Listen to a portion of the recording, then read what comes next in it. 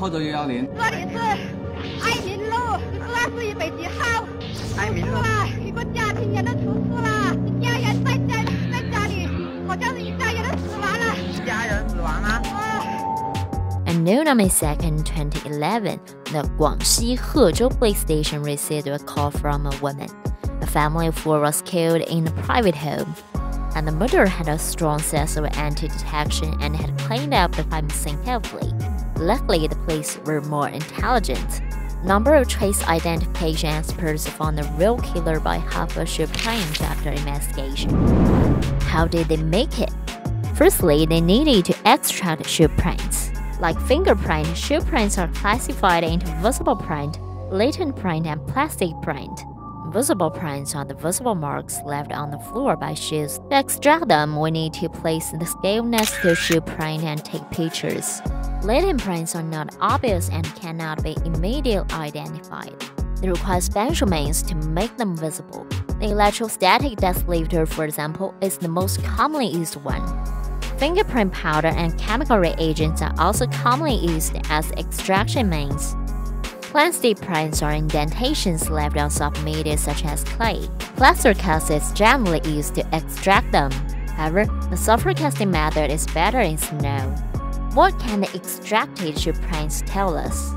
First of all, according to the patent, police can find the manufacturer, sales stores, and the buyers of the shoes. Shoe prints found at the scene of the well-known O.J. Simpson murder cases from Bruno Magli's Global Limited Edition, only 299 pairs on sale. O.J. Simpson happened to wear the same size shoes in public. He thus became the suspect and was identified as a murderer by the police in conjunction with other evidence.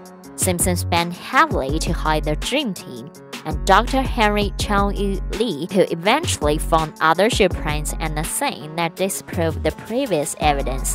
What if the suspect was wearing popular shoes that everyone can buy? The degree of wear on shoes can provide more clues. Each of us has a different physiological structure and walking posture. When we walk, the toe, metatarsal, arch, and the heel of the foot are subjected to different forces, resulting in different sole wear.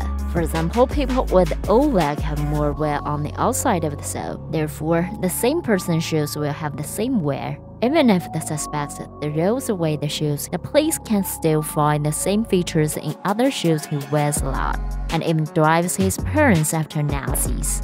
In 19th century, criminal investigation techniques were underdeveloped. A recorder at Paris police station discovered that cunning murderers always made changes on their appearance or names after committing crime in order to escape. He began to pay attention to the physical features of each imprisoned criminal and recorded it. He found a certain proportional relation between the length of a person's feet and his height, and created a system based on this. Only length of head, middle finger, and left foot and height were needed to retrieve the individual records in the system. His name is Alphonse Berthelin, known as father of anthropometry. The linear relationship between human height and foot length has been statistically proven with a coefficient of 7. It means that a person's planar footprint length multiplied by 7 equals his height. This coefficient fluctuates slightly depending on geography and personal habits. The same relationship applies to shoe prints. However, due to different types of soles from different manufacturers, errors including thickness of the upper and lowness of the foot should be excluded. The gender of the suspect can also be inferred from footprints. Weight affects gait.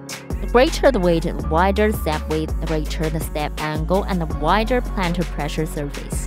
By analyzing the depth and width of the footprint, approximation of the body shape can be inferred. Generally, footprints with a length-weight ratio of less than 2.5 is from the fat, and vice versa from the thin. Age can be derived from an analysis of similar principles as weight, both based on changes in body function. The rolling track of the tread mark lengthens by 1 cm every 10 years, just like tree rings. Therefore, the distance between the front and back of the heel mark multiplied by 10 is about the age of its owner. Of course, there are some too clever criminals trying to break the rules to confuse the police, such as wearing pair of shoes that are near their size, but they can make it. Wearing pair of oversized shoes, the feet will lean forward or backward unconsciously due to large allowance inside the shoes. Indentations of toes or heel on the shoe print look shallow, and scuff marks and spade marks are easily left when walking. Wearing pair of shoes that are too small, as the foot is crammed inside, the footprint has a force mark. The metatarsal and heel area will be overstuffed at the edges, and the internal longitudinal arch is obvious. In fact, the highly sophisticated cover-up techniques are always successful in films and dramas. For instance, this guy's walking spot to avoid leaving shoe prints. That's ridiculous. He hasn't realized that the camera above has long recorded everything. In addition to shoe prints and surveillance, police can find criminals through fingerprints, DNA, facial recognition, and footprints, in the case of criminals who are barefoot. Thank you for watching. Please hit the like and subscribe button if you enjoy it.